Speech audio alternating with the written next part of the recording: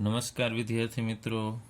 આજે આપણે ધોરણ 12 રસાયણ વિજ્ઞાનનું 14મું ચેપ્ટર જૈવિક અણુઓ વિશે અભ્યાસ કરીશું. તો જૈવિક અણુઓને ઇંગ્લિશમાં બાયોમોલેક્યુલ્સ કહેવામાં આવે છે.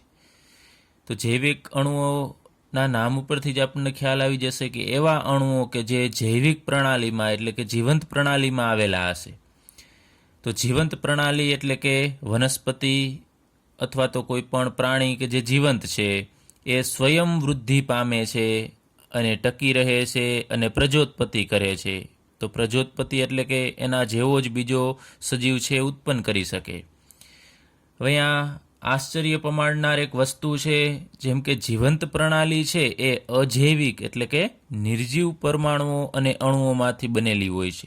કાર્બન, હાઇડ્રોજન, નાઇટ્રોજન, ઓક્સિજન એ બધા ભેગા થઈ અને અમુક પ્રકારના અણુઓ બનાવશે. એ અણુઓ નિર્જીવ છે, પરંતુ એ નિર્જીવ અણુઓમાંથી બનેલી પ્રણાલી છે એ જીવંત છે.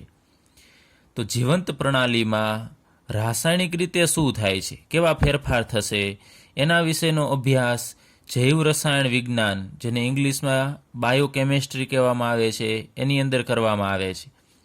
તો અમુક જૈવિક અણુઓના આપણે ઉદાહરણ લઈએ: carbohydrate, protein, nucleic acid, lipid વગેરે જૈવિક અણુઓ છે. આ ઉપરાંત અમુક બીજા પદાર્થો જેમ કે વિટામિન, ખનિજ ક્ષારો એ બધા પણ જૈવિક પ્રણાલીના ઘણા બધા કાર્ય કરવામાં મદદ થશે. તો આપણે સૌપ્રથમ લઈએ કાર્બોહાઈડ્રેટ. કાર્બોહાઈડ્રેટ સંયોજન છે એ શેમાંથી મળે છે, એનું બંધારણ કેવું છે, કયા કયા પ્રકારના કાર્બોહાઈડ્રેટ છે, એના વિશે આપણે અભ્યાસ કરીએ. તો કાર્બોહાઈડ્રેટ સંયોજનો છે એ પ્રાથમિક રીતે વનસ્પતિઓ દ્વારા ઉત્પન્ન થાય છે, જેમ કે શેરડી શર્કરા, ગ્લુકોઝ, સ્ટાર્ચ આ બધા કાર્બોહાઈડ્રેટના ઉદાહરણ છે. તો મોટા ભાગના કાર્બોહાઈડ્રેટ સંયોજનનું સામાન્ય સૂત્ર CxH2O છે. તો એનું આપણે એક ઉદાહરણ લઈએ, જેમ કે ગ્લુકોઝ. તો C6H12O6 આ એનું અણુસૂત્ર છે. હવે અહીંયા તમે જુઓ છો 6 કાર્બન છે, તો આપણે આમ લખીએ C6. પછી અહીંયા 12 હાઇડ્રોજન અને 6 ઓક્સિજન, એમાંથી આપણે પાણીના 6 અણુ બનાવી શકીએ. એટલે કે અહીંયા ફરીથી આને આપણે કાઉન્સ છોડીએ તો 6 દુને 12 હાઇડ્રોજન અને 6 ઓક્સિજન થશે. તો ગ્લુકોઝનું અણુસૂત્ર આપણે આ રીતે પણ દર્શાવી શકાય, આ સામાન્ય સૂત્ર મુજબ C6H2O6. તો અહીંયા તમે જુઓ છો કે કાર્બન અને એની સાથે અહીંયા પાણી છે. તો શરૂઆતમાં આને કાર્બનના હાઇડ્રેટ ગણવામાં આવતા.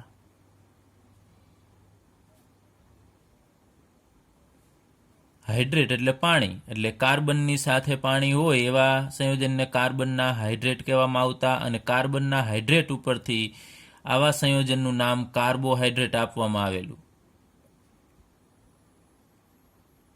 તો હવે તમને ખ્યાલ આવી જવો જોઈએ કે કાર્બોહાઈડ્રેટ એને શા માટે કહીએ છીએ, કારણ કે કાર્બનના હાઇડ્રેટ એટલે પાણી થશે, એના ઉપરથી નામ કાર્બોહાઈડ્રેટ આપવામાં આવેલું છે. પરંતુ આ જે વ્યાખ્યા છે એ બધા સંયોજન માટે લાગુ પાડી શકાતી નથી. જેમ કે આપણે ઉદાહરણ લઈએ, એટલે શરૂઆતમાં એમ કહેવામાં આવતું કે જેમાં કાર્બનના હાઇડ્રેટ હોય એટલે કાર્બનની સાથે પાણીનો ભાગ હોય એવા સંયોજનને આપણે કાર્બોહાઈડ્રેટ કહેશું. પરંતુ એક બીજું આપણે ઉદાહરણ લઈએ CH3COOH એટલે કે એસિટિક એસિડ.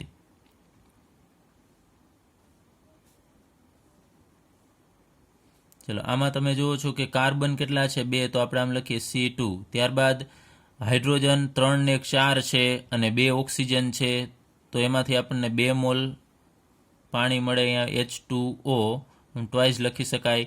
તો અહીંયા તમે જુઓ છો આનું સૂત્ર છે એ આને મેચ થાય છે, CxH2O. તો આને પણ આપણે કાર્બનના હાઇડ્રેટ ગણી શકાય, પરંતુ આ સંયોજન છે એ કાર્બોહાઈડ્રેટ નથી.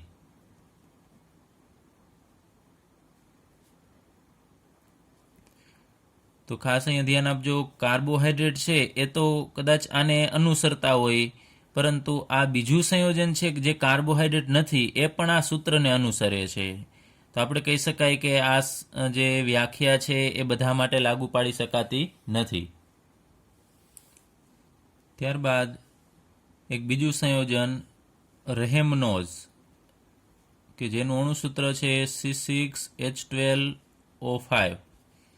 તો આ રહેમનોઝ છે એ કાર્બોહાઈડ્રેટ છે.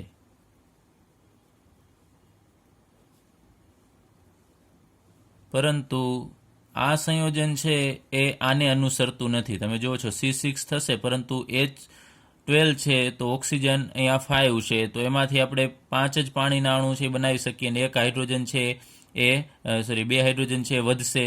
તો આ અણુસૂત્ર છે એ આ સૂત્રને અનુસરતું નથી. તો આપણે એમ કહી શકાય કે આ જે વ્યાખ્યા છે એ દરેક સંયોજન માટે લાગુ પાડી શકાતી નથી, કારણ કે અમુક કાર્બોહાઈડ્રેટ સંયોજનો છે એ પાલન કરે છે, તો અમુક કાર્બોહાઈડ્રેટ સંયોજન છે એ પણ પાલન કરતા નથી, અને જે કાર્બોહાઈડ્રેટ સંયોજનો નથી એ પાછા પાલન કરે છે. તો આપણે કાર્બોહાઈડ્રેટ સંયોજનની એક બીજી વ્યાખ્યા આપીએ. તો એની વ્યાખ્યા લઈએ કે રાસાયણિક રીતે કાર્બોહાઈડ્રેટ સંયોજનો છે પ્રકાશ ક્રિયાશીલ પોલીહાઇડ્રોક્સી આલ્ડીહાઇડ અથવા તો પોલીહાઇડ્રોક્સી કીટોન ના બનેલા હોય છે. જેમ કે અહીંયા આપણે ઉદાહરણ લીધું છે, આ ગ્લુકોઝનું મેં શોર્ટમાં બંધારણ દર્શાવેલું છે, એમાં અહીંયા ક્રિયાશીલ સમૂહ છે આલ્ડીહાઇડ છે, તમે જુઓ છો. તો એ આલ્ડીહાઇડ છે એ વિશિષ્ટ ક્રિયાશીલ સમૂહ છે, એ જુદા જુદા પ્રકારના કાર્બોહાઈડ્રેટમાં આવા ક્રિયાશીલ સમૂહ આવેલા હશે. અને પોલીહાઇડ્રોક્સી આલ્ડીહાઇડ, તો પોલીહાઇડ્રોક્સી એટલે હાઇડ્રોક્સી એટલે OH, અને પોલી એટલે ઘણા બધા, કે જેની અંદર ઘણા બધા OH આવેલા હશે. જેમ કે CHOH છે 4 ટાઈમ્સ, ત્યારબાદ અહીંયા OH આવેલા છે, તો ઘણા બધા હાઇડ્રોક્સાઇડ હોય એવા આલ્ડીહાઇડ અથવા તો પોલીહાઇડ્રોક્સી કીટોન. તો પોલીહાઇડ્રોક્સી એટલે ઘણા બધા OH સમૂહ આવેલા હોય એવા કીટોન. તો અહીંયા ફ્રુક્ટોઝ છે એની અંદર કીટોન ક્રિયાશીલ સમૂહ આવેલો છે, C દ્વિબંધ ઓક્સિજન. તો આવા સંયોજન અથવા તો એવા સંયોજન કે જેનું આપણે જળ વિભાજન કરીએ, એટલે કે ના જળ વિભાજનના અંતે આવા પદાર્થો મળે, એટલે કે પોલીહાઇડ્રોક્સી આલ્ડીહાઇડ અથવા પોલીહાઇડ્રોક્સી કીટોન જેવા પદાર્થ અથવા તો એકમ મળે, એવા પદાર્થને આપણે કાર્બોહાઈડ્રેટ સંયોજન કહીએ છીએ. કેટલાક કાર્બોહાઈડ્રેટ સંયોજનો છે એ સ્વાદે ગળિયા હોય છે, ગળપણ ધરાવે છે, તો એને શર્કરા કહેવામાં આવે છે.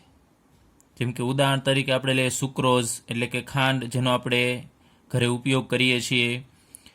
એવી જ રીતે દૂધમાં રહેલી શર્કરા, દૂધમાં પણ શર્કરા હોય છે, દૂધમાં રહેલી શર્કરાને લેક્ટોઝ કહેવામાં આવે છે. યાદ રાખજો, MCQમાં આપણને પૂછી શકે કે દૂધમાં રહેલી શર્કરાને શું કહેવામાં આવે છે, તો એને આપણે લેક્ટોઝ કહેશું.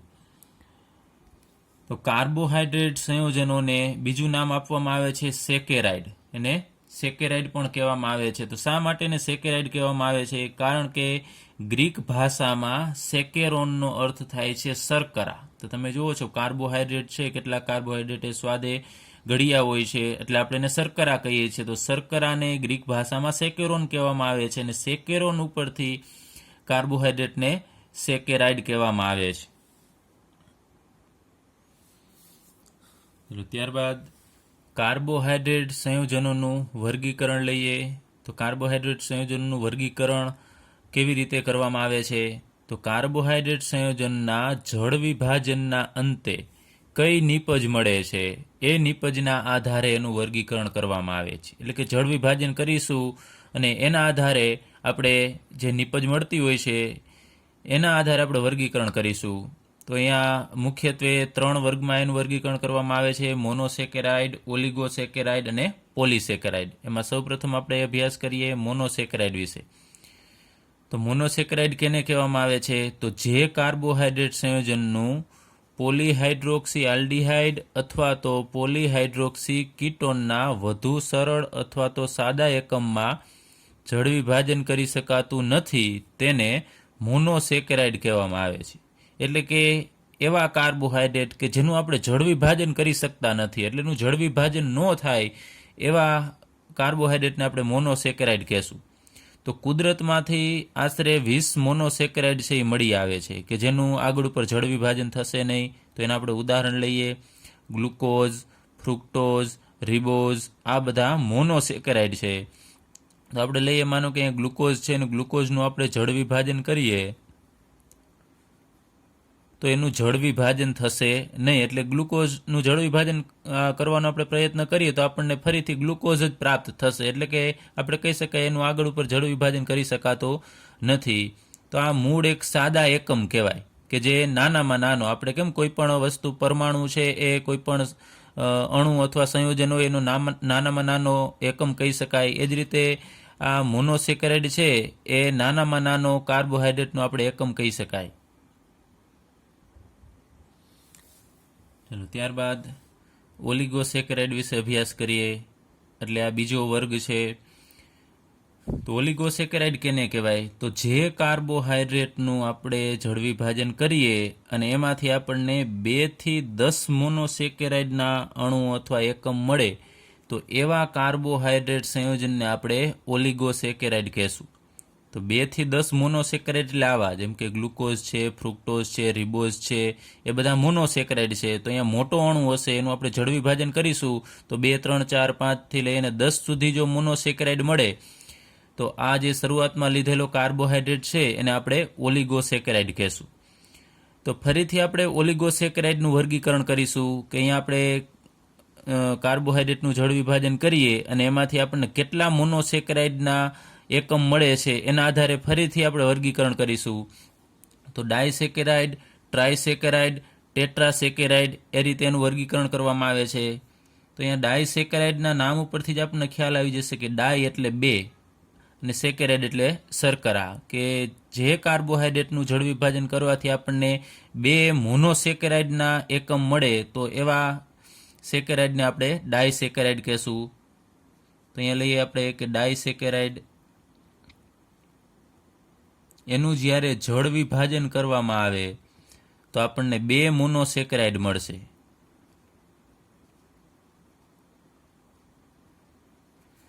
જેમ કે આપણે ઉદાહરણ તરીકે લઈ શકાય સુક્રોઝનું ઉદાહરણ લઈએ અથવા તો માલ્ટોઝનું.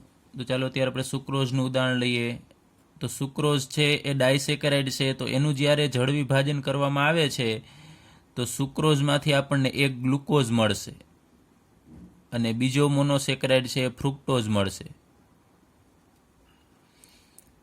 અને એ જ રીતે આપણે જો બીજો માલ્ટોઝ લઈએ તો માલ્ટોઝનું જો જળ વિભાજન કરવામાં આવે તો આપણને 2 ગ્લુકોઝના અણુ મળે છે, ગ્લુકોઝ પ્લસ ગ્લુકોઝ. તો અહીંયા ગ્લુકોઝ, સુક્રોઝ છે, માલ્ટોઝ છે, પછી બીજા ઉદાહરણ છે ગેલેક્ટોઝ, એ બધા ડાયસેકેરાઇડ છે. લેક્ટોઝ આવશે. એટલે આપણે એના 2 ઉદાહરણ તો લખી નાખ્યા છે, સુક્રોઝ, માલ્ટોઝ. આ ઉપરાંત બીજું લેક્ટોઝ અને સેલોબાયોઝ, એ બધા ડાયસેકેરાઇડના. ફરીથી આપણે લઈએ કે ડાયસેકેરાઇડ કેને કહેવાય? તો જે કાર્બોહાઈડ્રેટનું જળ વિભાજન કરતાં આપણને 2 મોનોસેકેરાઇડ મળે. પછી એ 2 મોનોસેકેરાઇડ સમાન પણ હોઈ શકે અથવા અસમાન પણ હોઈ શકે. તમે જુઓ છો કે માલ્ટોઝનું જળ વિભાજન કરીશું તો આ બંને એકમ છે એ સમાન મળે છે અને અહીંયા સુક્રોઝનું જળ વિભાજન કરીએ છીએ તો બંને અલગ અલગ પ્રકારના મોનોસેકેરાઇડ મળે છે.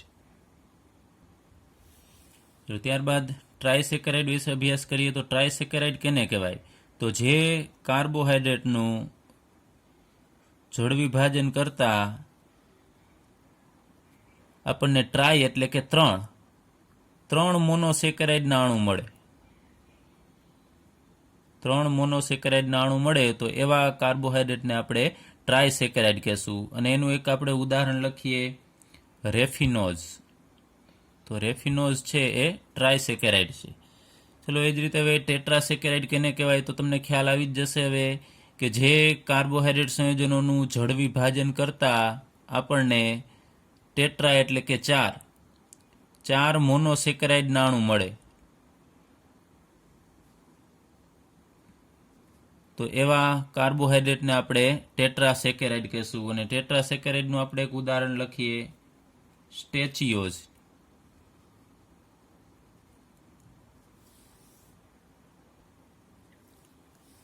ત્યારબાદ કાર્બોહાઈડ્રેટનો ત્રીજો વર્ગ પોલીસેકેરાઇડ સંયોજન. તો પોલીસેકેરાઇડ કેને કહેવાય?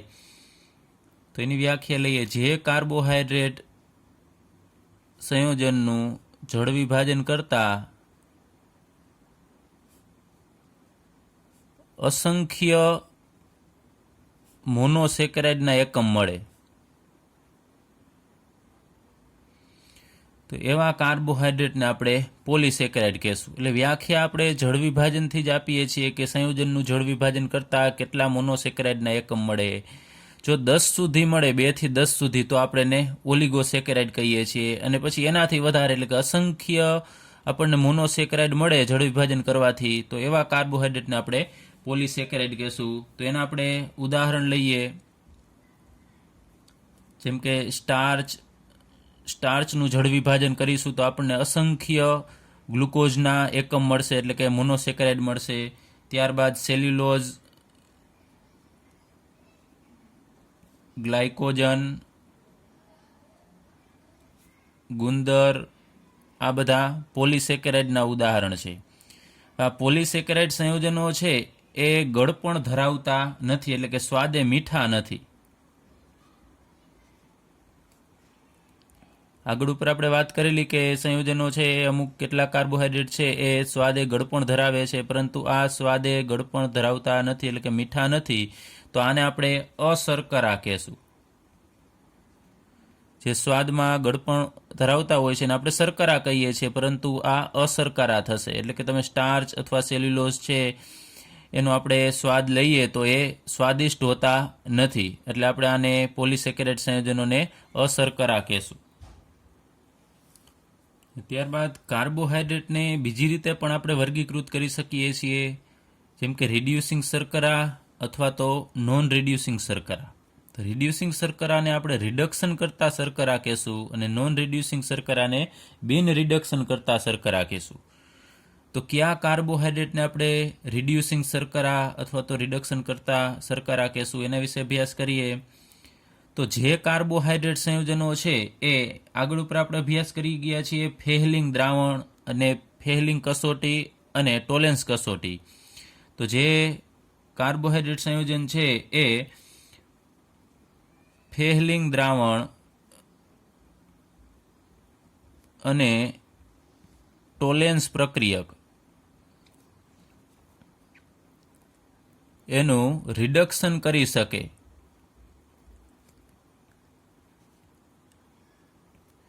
તેવા કાર્બોહાઈડ્રેટને આપણે રિડ્યુસિંગ શર્કરા અથવા તો રિડક્શન કરતા શર્કરા કહેશું.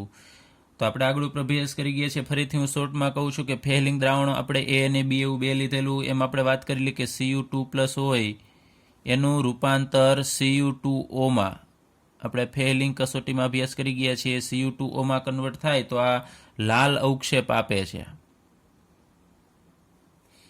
તો અહીંયા કોપરની ઓક્સિડેશન અવસ્થા છે એ +1 થશે.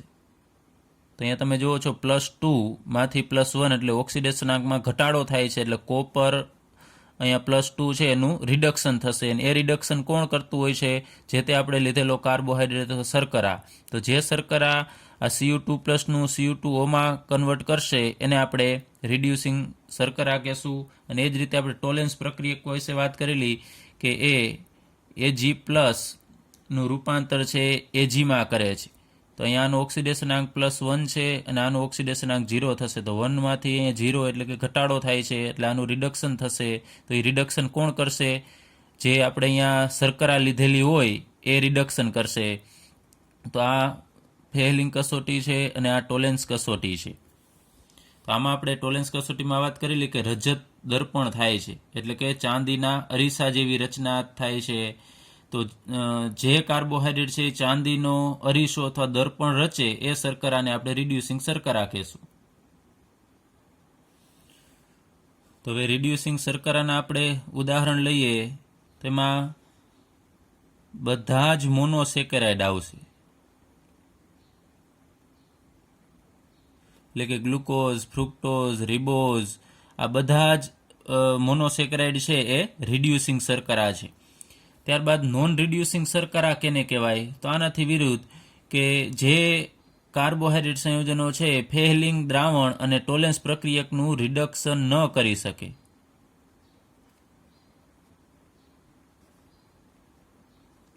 એવી શર્કરાને આપણે નોન રિડ્યુસિંગ શર્કરા કહેશું. હવે આપણે મોનોસેકેરાઇડ સંયોજનો વિશે અભ્યાસ કરીએ. તો તો મોનોસેકેરાઇડ સંયોજનોનું ફરીથી વર્ગીકરણ કરવામાં આવે છે. તો કેના આધારે આપણે વર્ગીકરણ કરીશું? તો મોનોસેકેરાઇડમાં રહેલા કાર્બન પરમાણુની સંખ્યાના આધારે અને એની અંદર રહેલા ક્રિયાશીલ સમૂહના આધારે એનું ફરીથી આપણે વર્ગીકરણ કરીશું. એટલે કે કેટલા કાર્બન પરમાણુઓ છે અને એ મોનોસેકેરાઇડની અંદર કયો ક્રિયાશીલ સમૂહ છે એના આધારે આપણે વર્ગીકરણ કરીએ. તો જો મોનોસેકેરાઇડની અંદર આલ્ડીહાઇડ સમૂહ આવેલો હોય તો એ મોનોસેકેરાઇડને આપણે આલ્ડોઝ કહેશું. અને જો મોનોસેકેરાઇડની અંદર કીટોન સમૂહ આવેલો હોય તો એવા મોનોસેકેરાઇડને આપણે કીટોઝ કહેશું. ચલો, એકદમ ઇઝી છે. આલ્ડીહાઇડ ઉપરથી આલ્ડોઝ નામ અને કીટોન સમૂહ ઉપરથી કીટોઝ નામ આપવામાં આવેલું છે. તો અહીંયા મેં આ બંધારણ દર્શાવેલું છે, ગ્લુકોઝનું બંધારણ છે. મેં માત્ર શોર્ટમાં એનું બંધારણ છે, સંપૂર્ણ નથી દર્શાવેલું. તો એમાં તમે જો છો ગ્લુકોઝની અંદર આલ્ડીહાઇડ સમૂહ હાજર હોય છે. તો ગ્લુકોઝ છે એ કયા પ્રકારનો મોનોસેકેરાઇડ થશે? તો એ આલ્ડોઝ પ્રકારનો મોનોસેકેરાઇડ થશે, કારણ કે એની અંદર આલ્ડીહાઇડ સમૂહ આવેલો છે. એ જ રીતે આપણે કીટોનનું એક ઉદાહરણ લઈએ, એમાં આપણે ફ્રુક્ટોઝનું ઉદાહરણ લઈએ.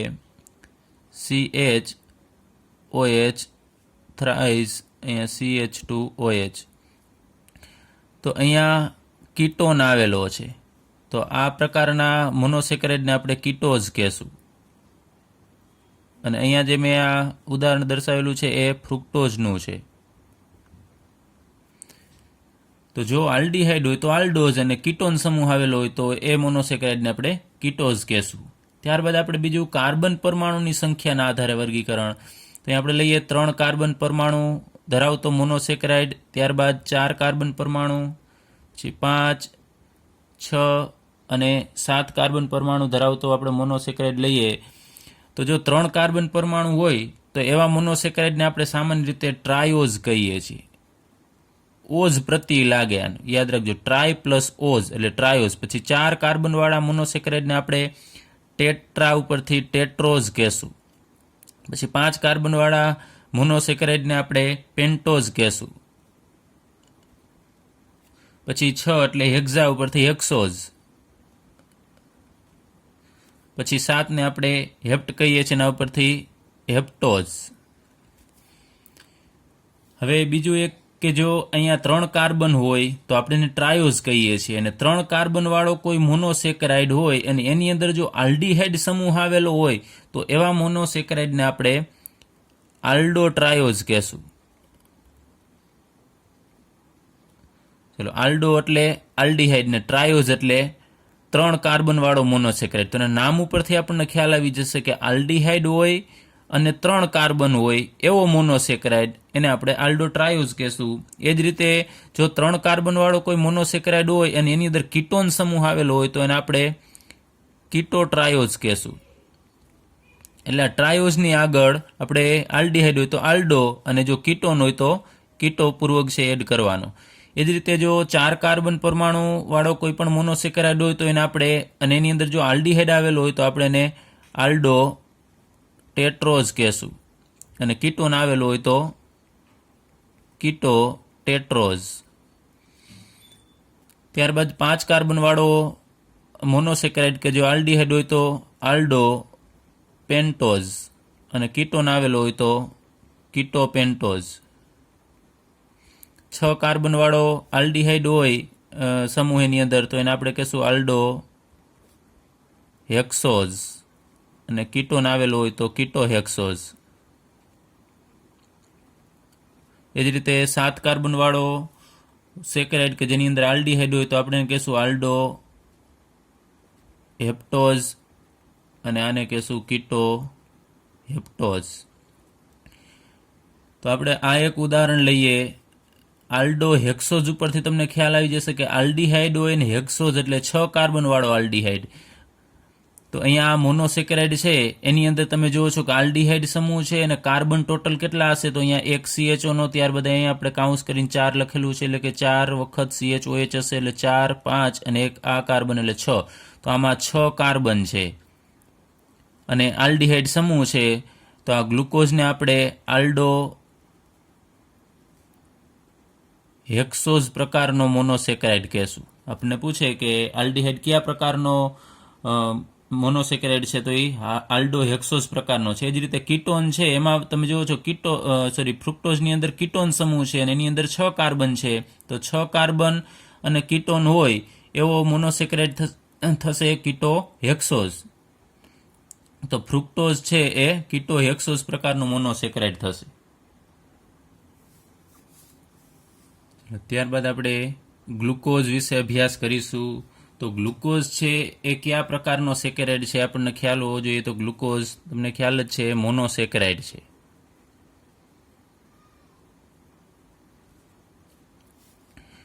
તો ગ્લુકોઝ છે એ ક્યાંથી મળી આવે છે. તો ગ્લુકોઝ કુદરતમાં મુક્ત સ્વરૂપે પણ મળે છે અને સંયોજિત સ્વરૂપે એટલે કે બીજા સંયોજનની અંદર પણ હોય છે, ને એમાંથી આપણે ગ્લુકોઝ છે મેળવી શકીએ છીએ. જેમ કે મીઠા ફળોમાં અને મધમાં ગ્લુકોઝ રહેલો હોય છે. આ ઉપરાંત પાકી દ્રાક્ષ, જો દ્રાક્ષ પાકી ગયું વધુ પ્રમાણમાં તો એમાં ઘણા જ વધારે પ્રમાણમાં ગ્લુકોઝ છે રહેલો હોય છે. આપણે ગ્લુકોઝની બનાવટ લઈએ ઔદ્યોગિક રીતે કઈ રીતે આપણે ગ્લુકોઝ છે બનાવી શકીએ છીએ. તેમાં આપણે પ્રથમ બનાવટ લઈએ સુક્રોઝમાંથી અથવા આપણે કહીએ કે શેરડીમાંથી.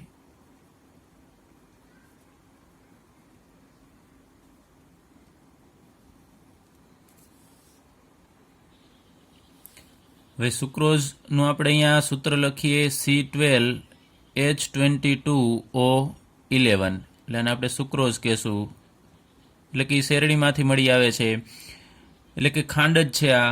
હવે એનું આપણે જળ વિભાજન કરવાનું છે. સુક્રોઝનું જળ વિભાજન કરીશું કેની હાજરીમાં? તો આપણે મંદ સલ્ફ્યુરિક એસિડ અને મંદ HClની હાજરીમાં. મંદ HCl અથવા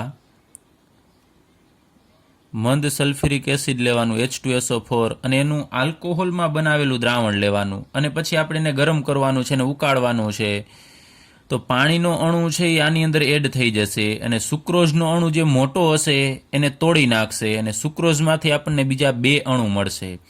તમે જુઓ છો અહીંયા C12 એટલે 12 કાર્બન છે, તો આપણને 6 કાર્બન આ એક અણુમાં મળશે અને બીજો અણુ છે એની અંદર પણ 6 કાર્બન એટલે વેચાઈ જશે અડધા અડધા. ત્યારબાદ અહીંયા 22 હાઇડ્રોજન છે અને પાણીના 2 એટલે મિક્સ થશે. તો 24 હાઇડ્રોજન છે, એમાંથી 12 હાઇડ્રોજન છે આપણે અહીંયા દર્શાવીએ અને 12 હાઇડ્રોજન આ બાજુ. અને અહીંયા ઓક્સિજન છે 11 છે અને એક પાણીનો ઓક્સિજન એટલે ટોટલ 12 ઓક્સિજન, એમાંથી અડધા ઓક્સિજન અહીંયા એટલે 6 અહીંયા અને 6 ઓક્સિજન અહીંયા. તો આપણને 2 અણુ મળે છે કે જેના અણુ સૂત્ર સમાન છે C6H12O6 C6H12O6. તો આ એક અણુને આપણે કહીએ ગ્લુકોઝ. તો બીજો અણુ મળે છે ફ્રુક્ટોઝનો. તો ગ્લુકોઝ અને ફ્રુક્ટોઝ એના આણ્વીય સૂત્ર સમાન છે પરંતુ એના બંધારણીય સૂત્ર અલગ અલગ હશે. આપણે ભણી ગયા છીએ કે ગ્લુકોઝની અંદર આલ્ડીહાઇડ સમૂહ છે જ્યારે ફ્રુક્ટોઝની અંદર કીટોન સમૂહ આવેલો છે. તો સુક્રોઝનું જો આપણે મંદ HCl અથવા મંદ H2SO4ની હાજરીમાં આલ્કોહોલીય દ્રાવણમાં એને જો ઉકાળવામાં આવે તો સરખા પ્રમાણમાં ગ્લુકોઝ અને ફ્રુક્ટોઝ મળશે. ચલો ત્યારબાદ બીજી બનાવટ લઈએ સ્ટાર્ચમાંથી.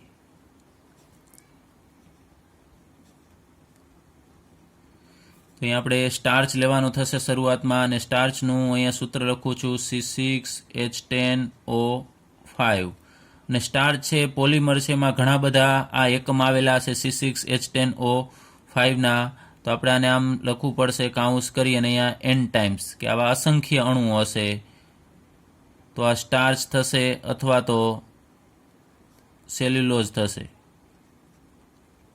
બંનેના સૂત્ર છે સમાન છે.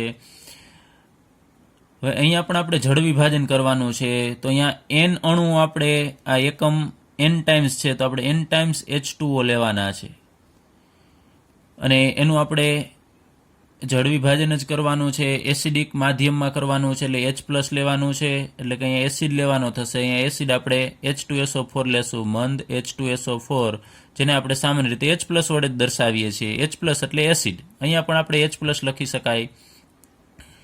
અને તાપમાન રાખવું પડશે 393 કેલ્વિન તાપમાન અને સાથે થોડું દબાણ પણ રાખવું પડશે 2 to 3 એટમોસ્ફિયર. તો સ્ટાર્ચનું જળ વિભાજન કરવાનું છે મંદ એસિડની હાજરીમાં 393 કેલ્વિન તાપમાન અને 2 થી 3 બાર એટમોસ્ફિયર દબાણે આપણે એનું જળ વિભાજન કરીશું તો પાણીનો અણુ છે આની અંદર એડ થઈ જશે. તો C6H10 આ એક એકમની અંદર પાણીનો એક અણુ એડ થશે તો આની અંદર આપણે H2 એડ કરીએ તો C6 પછી H10 તો એની અંદર પાણીના 2 હાઇડ્રોજન છે એડ થશે એટલે H10 માંથી થશે 12 અને ઓક્સિજન છે એ 5 છે અને પાણીનો એક ઓક્સિજન અહીંયા એડ થશે એટલે 6 ઓક્સિજન. તો C6H12O6 આને આપણે ગ્લુકોઝ કહીએ છીએ. પરંતુ અહીંયા n ટાઈમ્સ આ એકમ આવેલા છે તો અહીંયા આપણને n ટાઈમ્સ ગ્લુકોઝ મળશે. તો આ રીત છે એ ઔદ્યોગિક રીત છે. ઉદ્યોગોમાં ગ્લુકોઝ છે એ સામાન્ય રીતે સ્ટાર્ચમાંથી બનાવવામાં આવે છે.